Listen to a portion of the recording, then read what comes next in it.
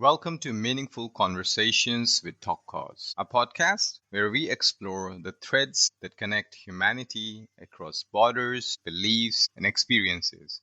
I'm your host, Melky, and in this episode, we are diving into the delicate, intricate art of listening and discovery. What does it mean to truly listen, to create a space where voices, often unheard, can resonate without judgment or interruption? And how do we, as fellow human beings, as facilitators, mentors, and fellow travelers, navigate the balance between guiding and letting others find their way? Joining me today is Pradeep, a storyteller, mentor, and creative thinker who has spent years walking alongside young people in spaces of discovery, vulnerability, and growth. Together, we'll try to unpack the beauty of asking the right questions and the sacred act of listening as a gift we can give to one another. So let's step into this space not to instruct and to preach, but to wonder together. Pradeep, welcome to Meaningful Conversations with TalkCoz. How do you feel today? Hey, Mickey, I feel really good. Thanks for having me on. It's just such a privilege to be on. I've been following your podcast ever since you started it. Actually, I've known you for a long time now, and I've been following whatever you've been doing in your life because at the end of the day, we are cousins. I was going to say brothers. Well, we are brothers, but we're cousin brothers. Right. Hey, I've actually been thinking about this question because I'm a writer, and one of the things I've been writing about, I keep writing cousin brother when I talk about certain things, or cousin sister. But English on the document doesn't accept that because I think in the Western world, when they use English, they just refer to cousin. They say cousin. It doesn't matter whether you're a boy or a girl. But in India, we say cousin brother or cousin sister. What's the correct way to say it? Yeah, cousin, a gender neutral term. Even in Spanish is primo y prima, which is a cousin brother is primo and prima is cousin sister. Even in any other language like Hindi, so there's like a male and female version, but cousin is a gender neutral term, I think, in English. So yeah, I'm excited to have this meaningful conversation with you, Pradeep. And as you know, today we are here to talk about Discovery Camp. Yeah. I believe our audience is quite interested to know what Discovery Camp is. So could you share your insight on that? Yeah, the Discovery Camp is camps for young people between the ages of 13 to 19. Anybody can attend these camps. I started this camp a year ago, and the reason being is because in the early 2000s, I attended such a camp. It was in Lonavala in Maharashtra, and it was the first. It was really a camp that was designed for people of a cross-cultural background. People who had lived in many different parts of this great country of ours. In our country, you don't have to go too far to find a new language, to find a new way of thinking, to find new food. We're like many countries in one country. I know I'm always saying that, but it's something about India that really excites me. And when I travel, when people ask me where I'm from, I always tell them that I'm from in-between places because I grew up in so many different places in India because my parents constantly traveled. So this camp that I attended in the early 2000s, it was for people from a cross-cultural background. And it was the first time that I realized that there were other people who had my experiences. So I restarted something similar. We had the first camp last year, and there were kids from all over the country. In fact, there were kids from all over South Asia. There were Nepalese, there were Bhutanese kids. And of course, in India, there were kids from West Bengal, from Gujarat, from Delhi, Maharashtra, Tamil Nadu. They're from everywhere. It was very interesting to see them all come together, and in spite of language, in spite of differences, they bonded and they really, really had a good time. I was also present in that camp, but I would share my story a bit later. But I would like to know, Pradeep, that something you're doing full time, or is it that you are doing out of passion? Because you are a writer, you are a storyteller, you are a creative thinker, you are a website designer, like jack of all trades. So a question like, why are you doing this? Okay. When you say jack of all trades, it's very interesting because people always say jack of all trades is the master of none. But the whole phrase is actually a jack of all trades is the master of none, but it's better than just being the master of one. I'm a writer because that's how I make sense of the world. I was very young when I started writing. I started writing about my experiences traveling. My first few travelogues were published in the newspaper, and I was about 12 or 13 at the time. And I guess what I realized very quickly on is that I was living in India, in a kind of India where there wasn't any opportunity at that time to, go study writing, and I was trying to figure out what do I do with my life. And I couldn't study writing formally, or I couldn't get into a journalism program. So I got into media studies, and I ended up making documentaries and then corporate films. And then I ended up working as a journalist. And I had my own podcast at one point, and now I edit a podcast, I edit videos, documentaries, but I do a lot of writing. And anything media based, the foundation of it is always in writing. So I'm able to do what I'm passionate about, which is writing, and also work in the media spaces. So that's how I live. That's how I make money. The camps, because of my experiences growing up cross culturally, and because the need to address the very specific challenges, but also the opportunities that come with cross cultural living, that's why I started doing the camps. So, coming back to Discovery Camp, as it operates on the belief that young people are agents of their own discovery, the agents of their own learning. Yeah. And I believe it's such a profound idea to guide without leading, because sometimes if we are leading, especially young people, maybe it's imposing what we have learned rather than having them discover themselves. You're right. We have guidelines at our camps, but even those guidelines, when we were first starting it out, one of our facilitators came up with this fantastic idea that even the guidelines, the young people kind of come up with the guidelines. So what are the do's and don'ts of the camp? We have a big chart, and we write down what are the do's and the don'ts of the camp. So you get the young people to write down what are the do's and the don'ts. So they set the rules, right? And then in terms of being agents of their own learning, the point of the Discovery Camp is really, it is our job to listen to the young people as they wonder about the world, as they ask questions. We create a safe space for them to be able to think in, and that's it, in that space where they are able to express not just their wonder, not just their imagination, but also to talk about the challenges that they have in their lives, talk about their strengths and try to figure out what they want to do with their lives, what they're good at. So, Pradeep, to be honest, Discovery Camp is a space where young people or anyone is able to express themselves. But when you are able to express yourself, sometimes you are vulnerable. And you said we provide a safe space. We listen to their ideas, even the guidelines they are setting up.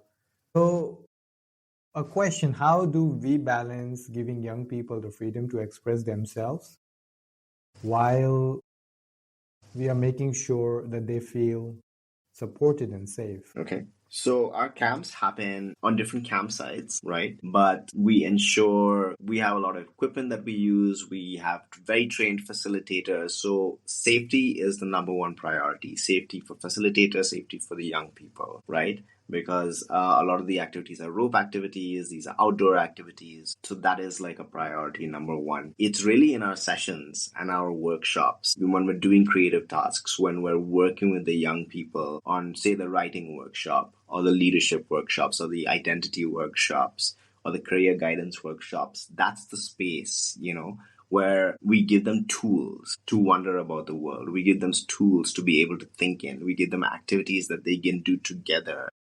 Teamwork and all these kind of different creative outlets. That's the space that we create. And it is a safe space because we have facilitators. And the facilitators are with the young people, listening to the young people, talking to them. And we ask them key questions, in conversation, just key questions that help them think further.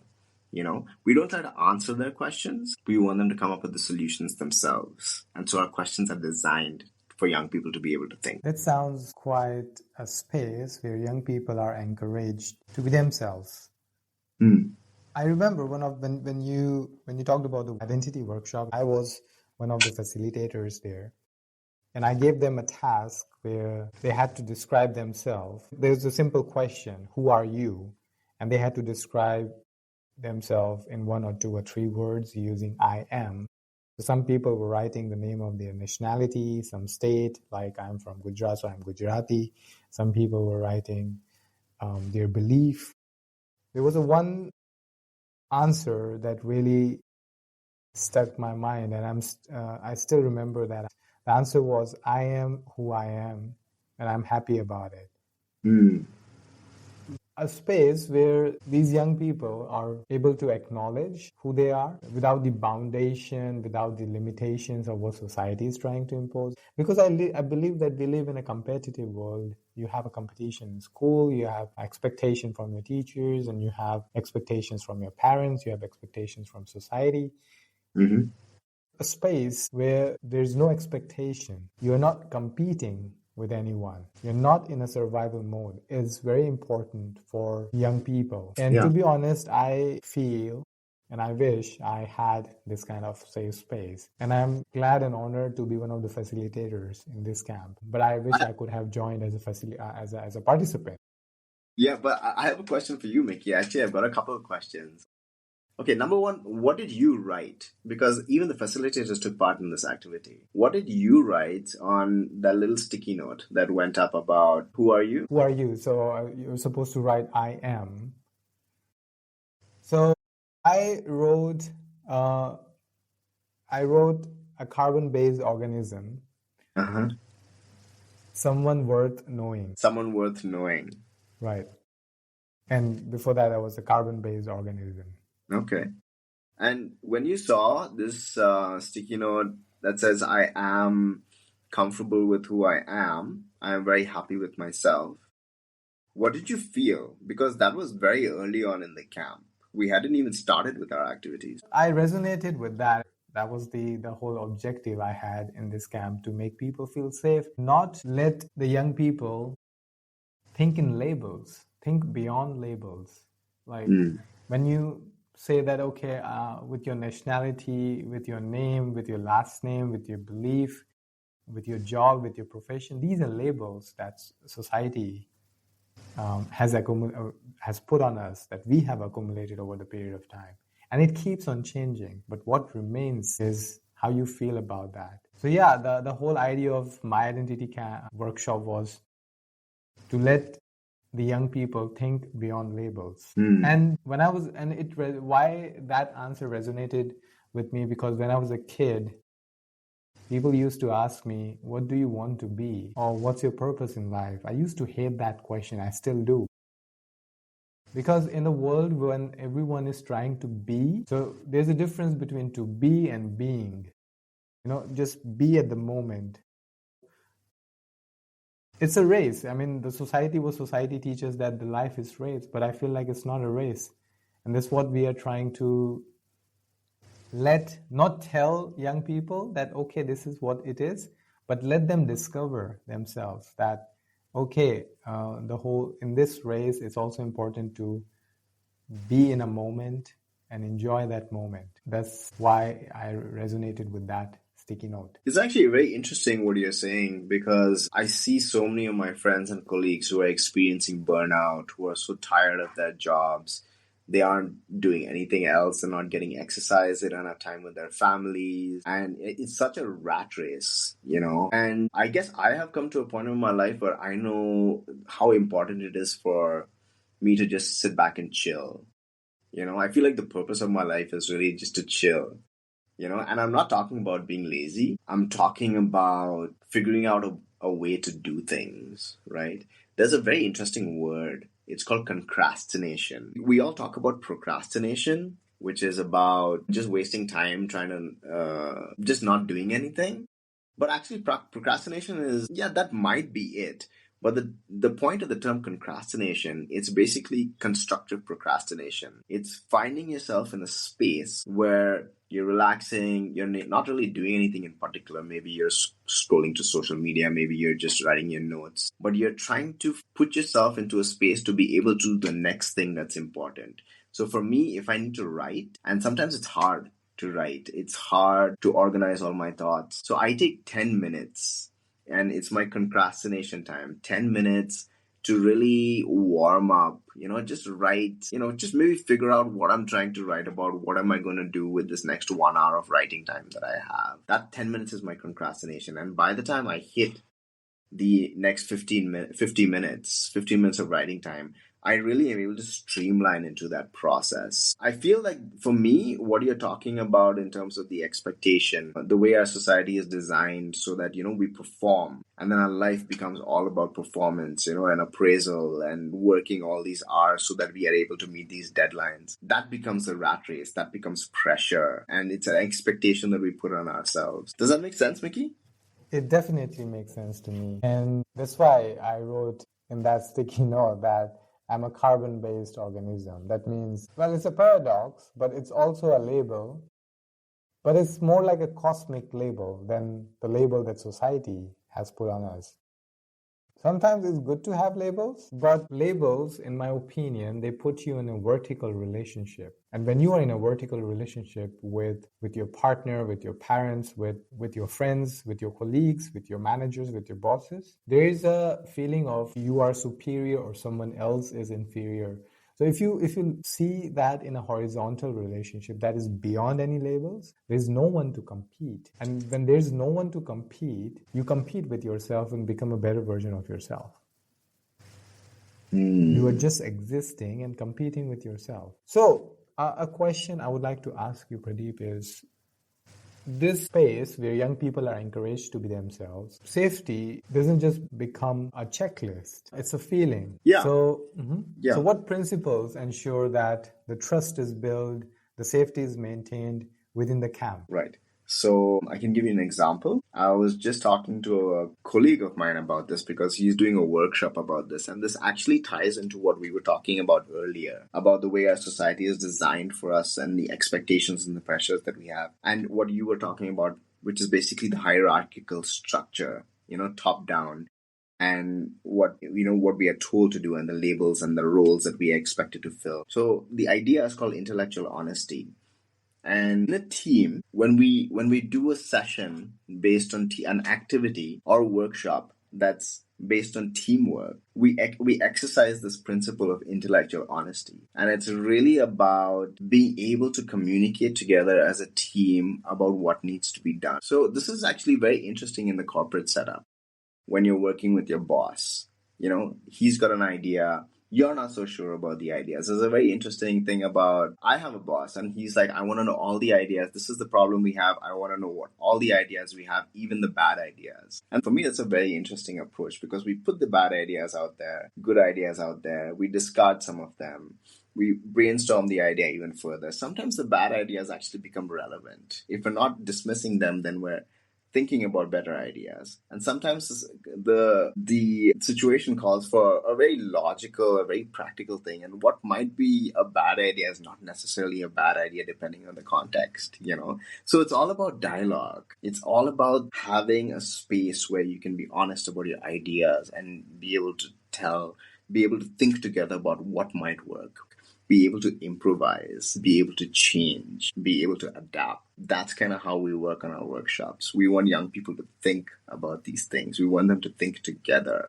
And that's why as facilitators, and we are part of the activities, our job is to ask questions to make young people think and not to tell them what to do or come up with solutions. Could you tell a bit about the workshops that you conducted and how that helped you to cultivate connections and help young people feel heard? So we have a lot of trust building activities, right? So that's what helps us create connections. That's what helps young people create connections with each other, So we might have an outdoor activity. We might use some ropes. There might be some activities where you have to depend on your partner. You have to depend on your team as you do certain things together. It's very, very interesting how young people navigate those situations, working together. And that's what creates the bond. That's what creates the trust. So, Pradeep, before we wrap up this meaningful conversation, let's have a little fun. So I'm going to throw a few rapid fire questions your way, and whatever comes to mind first, just go with it. So you have only 5 seconds to answer one question. So I will Okay, I'll give try. 5 questions. Pradeep, a book or a text that has shaped your thinking? So when I think about cross-cultural identity in India and what that means, I read a lot of V.S. Naipaul. I read a lot of the post-colonial writers because in India, a country as diverse as ours, with many different layers, with many old civilizations stacked on each other, and then with colonialism, different countries that were here in India, different influences, different religions, different philosophies. How do you make sense of a place like India? And this is the context that our young people are coming from because we're all very diverse. Like I said earlier, we had Nepali kids at our camp, we had Bhutanese kids, we had kids from West Bengal, North India, Delhi, Maharashtra, Gujarat, Tamil Nadu. We had kids from all over the place, right? And it's beautiful. They're young people, so they come together, but they still speak different languages. They're still from different cultural contexts. It's very interesting to understand diversity. And it's very interesting to see young people, how they accommodate each other, especially when you put them in a group and give them activities to do that are based on trust and based on team building. One thing young people have taught you about life. Mickey, I'm really poor at rapid fire round questions.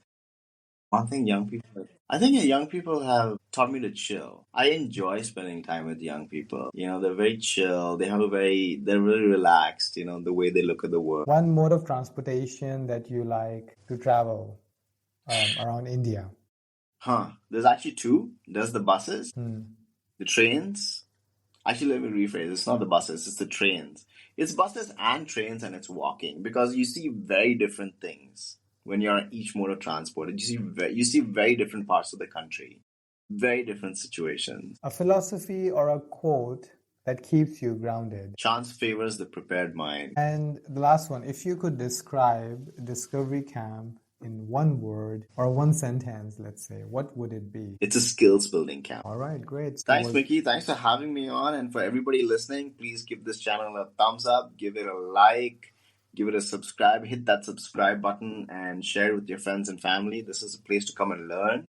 I think Mickey is doing something I call him Mickey, but everybody knows him as Melky. Melky is doing something really interesting. And yeah, I'm excited to be following you, man, on this. Pradeep, thank you for sharing your wisdom and stories with us today. You have reminded us that listening is not just an act, it's a posture of the heart. It's about creating spaces where people feel seen, heard, and valued. To those listening to this episode, I leave you with this thought. What would it mean for you to listen, not just with your ears, but with your entire being? How might that simple act transform your relationships at your work and even the way you see yourself? If you'd like to learn more about Discovery Camp and the incredible work Pradeep and his team are doing, check out the link in the show notes. And as always, let's carry this conversation forward into our homes, our communities, and beyond. Until next time, stay curious, stay kind, and keep exploring the threads that connects us all.